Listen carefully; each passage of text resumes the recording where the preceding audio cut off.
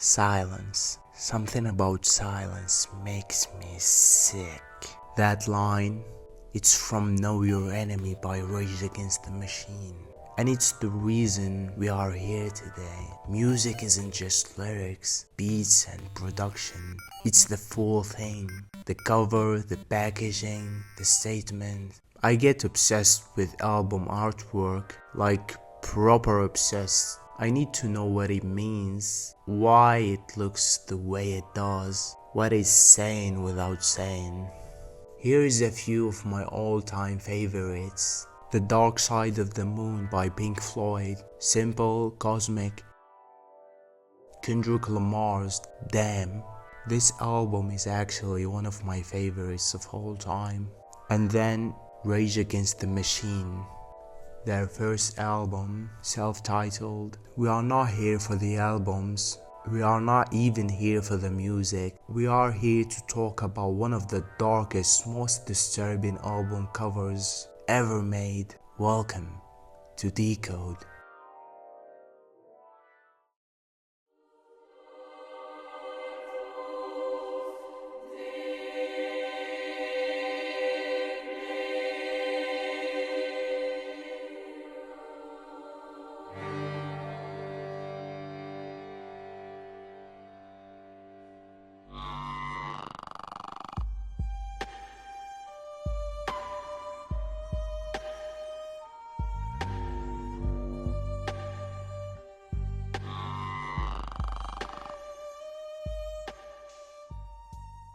June 11, 1963, Saigon, South Vietnam. Hot, chaotic, the middle of morning traffic. A pale blue Austin Westminster pulled up near the Cambodian embassy. Inside, 3 Buddhist monks. One of them stepped out, calm, focused, like he was about to say a prayer. His name was Thích Quảng Đức. He walked into an intersection, sat down on a cushion, cross-legged, lotus position.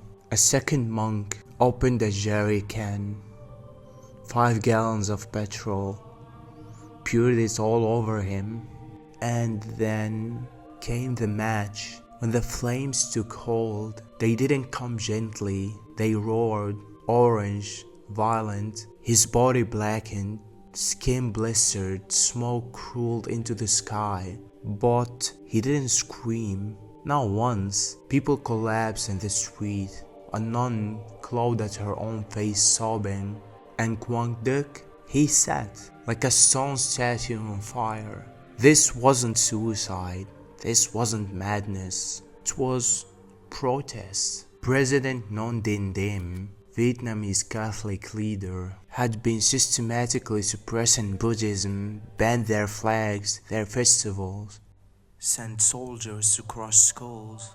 On May 8, 1963, in Hue, government's troops opened fire on Buddhist crowd. 9 people dead, 2 of them kids. No apology, no justice. So the monks didn't pick up guns, they picked this, a death the world couldn't ignore. Malcolm Brown was the only Western journalist tipped off. He saw it all, the match, the fire, the silence. He snapped a photo, one photo. It hit front pages around the globe. JFK saw it and said, Jesus Christ. Jim called it a theater, but the image, it stayed. It burned its way into history. They cremated Quảng Đức again after, officially a second time, but his heart didn't burn. 1992, 3 decades later, a band decided to use that image on the cover of their debut album.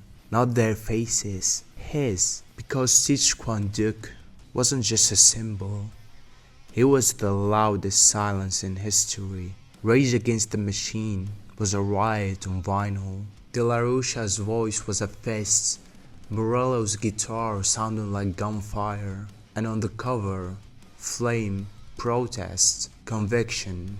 Self-immolation isn't gone. It lit up, it haunted Tibet. It spoke from the Middle East Every one of them, like Quảng Đức, shows fire over silence. They weren't giving up, they were shouting. And still, I ask myself, was it worth it? Maybe for them, but for me, for most of us, fuck no.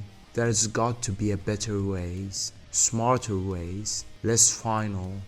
Life should mean more than just a revolution. But for the monk, he did it. And the whole world listened. At the intersection where he burned, there is a statue now. People bow, light incense, walk away. But I wonder, do they really understand what he gave? Do we?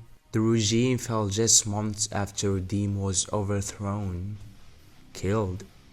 And the monk, he became a legend. Rage put him on the cover, but the fire, that was always his.